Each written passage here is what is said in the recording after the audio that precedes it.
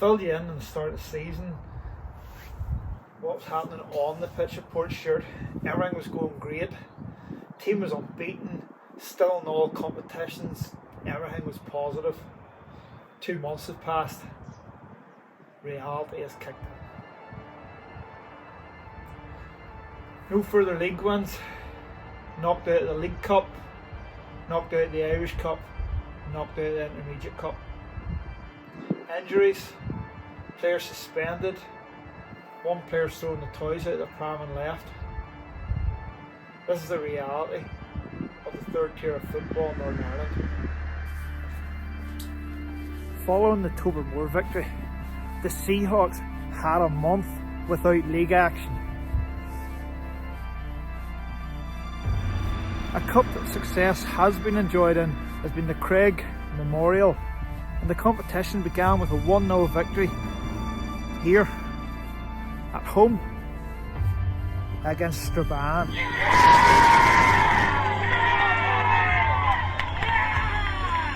It was a late winner for the Seahawks in a game where they huffed and puffed, dominated large patches of the game, but couldn't put the ball in the onion bag until Bobby did the business. And they followed that up with a trip up to Grove in North Belfast, where they defeated them 3-1 in the Irish Cup, which meant they had a third round fixture to look forward to in that.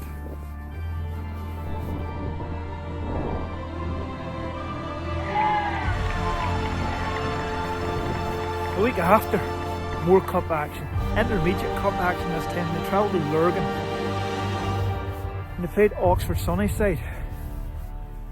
Oxford Sunnyside caused an upset. They beat Portstewart 5-4 in a game which is far too open for Johnny Law.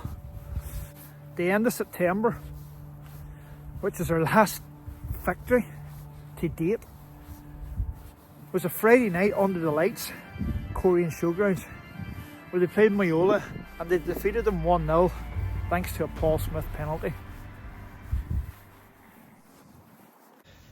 Money, money, money. The cost of running a football club in the third level of football in Northern Ireland is a headache. The bills keep coming in. Portstewart and many other clubs at this level, they don't break even. They depend on sponsors, donations, committee members' own funds, academies, grants. You have to ask questions. Why do we go through with it? You know, why do you do it? Why have your own ground? Why, play in a league that you don't make money in? It's just like, why do you do it? And you do it because you want to win. You want to do it. You want to get the highest level. You want to play at the highest level. You want to try and push on, and that's why they do it. Anyway, the outgoings required over the course of the season are scary. This season, everything has hit the club at once. There's an extensive pitch renovation, it's covered in the first episode. The cost of that was in the region of £5,000, and we've had to work with the contractor and arrange a repayment schedule because we don't have £5,000 just to spend on the pitch. So the work had to be done. The pitch had fallen into a state of absolute disrepair, and it had to be done. The licence to play in the league and the certificates and everything that goes along with it costs are over £2,000 in a year. This year, the club acquired new entertainment licences and all that goes with it. That was another £3,200 approximately. The club was in dispute with the council previous years, which has led to rent arrears. And the council also revalued the land and raised the rent significantly. This is another monthly outgoing, which until the arrears is paid off, simply holds the club back. The electricity bill, the oil, the prices are massive. Electricity alone is estimated at £4,000 a year. I don't even know what the figures are for the oil. And with the cost of living and rising prices, I can't imagine it's cheap. Court costs and legal fees associated with the licensing requirements weigh in at around £2,000. Or rates for this place, £5,000 a year or more. Water charges, £2,000 a year. Match officials are around £200 a game. Those figures are not including the general maintenance. They don't include the costs for the main stand, which required extensive work as per previous structural engineer recommendations. This doesn't include the cost of petrol for the moor. It doesn't include the cost of the maintenance of the moor. A ballpark figure, based on the information that I have, is that over the course of a season, it costs more than £50,000 to run this club in this league. I haven't counted the entry costs into the cups. And I never realised until the last couple of months how much money it takes for this. I don't think people realise it. I don't think the players realise it. I don't think the people that come and watch the games realise it. Do the leagues realise it? Does anyone realise it? Does the AFA realise it? Who realises? Who? Is it sustainable? Quite clearly, it's not sustainable unless there's money. So, where does our money come from? Our money comes from grants. We're currently struggling to get grants at the minute. There's not many about. We've actually enlisted the help of a company, which is another expense, who are actively applying for grants that we are eligible for. Sponsorship. We depend on sponsors. Our principal sponsor is the Anchor. They donate a large amount of money every year, which is greatly appreciated. Their names on our kits, our home kits, their names over there on the main stand, their names up behind one of the goals. They've sponsored us for years. We sell sponsor boards around the ground. You can see the large ones, and then you can see smaller ones around the fences. The truth of the matter is we don't have enough. It's our own fault as a club. Things in the past have tarnished the club's reputation. Before I was here, I probably tarnished the reputation being here. Some people don't like me, but they don't know me. Anyway, I'm not privy to what went on before and what happened to the club and why people walked away from the club and people won't sponsor the club. But I'm here and I'm showing the club in the light that it is, and I'm putting it over YouTube. I want people to see, what it's all about, what goes into it. Part of my role at the club is to do that there. I do the social media.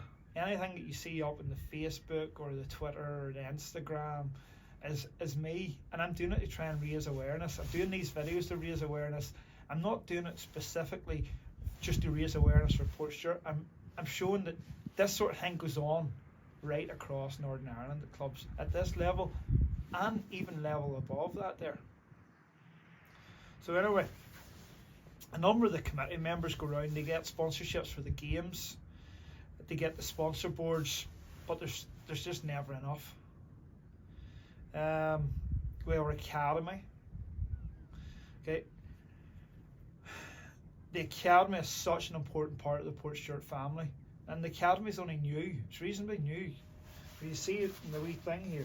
2020, the academy was formed. The academy gives money into the club every year, and they give a lot of money into the club, and they're an important part of the club, and they're an important part of the community now, which we'll lead into. The gate receipts, they're not massive. This season so far, our attendances have risen to an extent that we can actually pay the match officials. This might sound sarcastic, but I've been told that last year they weren't even pulling 50 people to a game up here at times. Our club lotto is also relaunched this year, and it's going well, and the jackpot as we speak is £1,000. Everything that we do is wee small things to try and bring money into the club just to stay afloat, just to make sure Portstewart Football Club exists. I personally have tried to do a few different things. I've tried the club membership options, put stuff on social media, gets plenty of likes, gets plenty of views, but truthfully, there's very little uptake. People like it, they don't do it. This is where the club's at. It doesn't matter how much awareness that's getting raised by me, doesn't matter how many of the committee are telling people. It's getting people to buy into it. It's a totally different ball game. As I say, this goes across the country. We struggle as a club to engage with the Portstewart town community.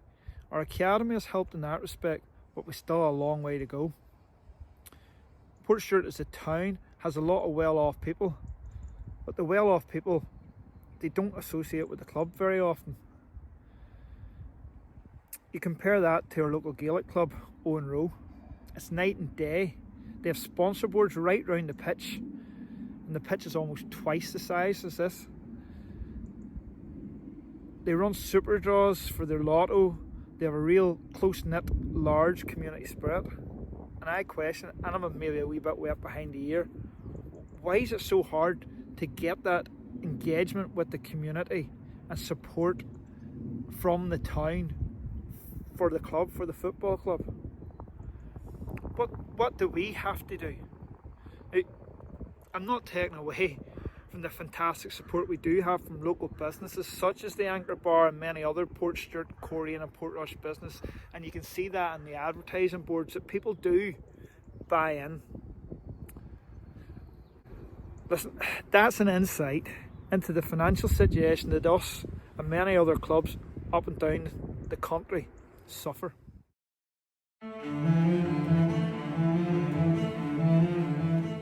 Since a cup victory against Moyola on the 29th of September, it's all gone wrong. 5 defeats and 1 draw. We exited 2 cup competitions in that process, in that time. We headed to Anna for the first round of the League Cup, and the boys, they performed really well, and they took the championship side the extra time, but Anna's experience got them over the line. Then we were at home to Armagh, and we took the lead through a fantastic Corey Dougherty goal.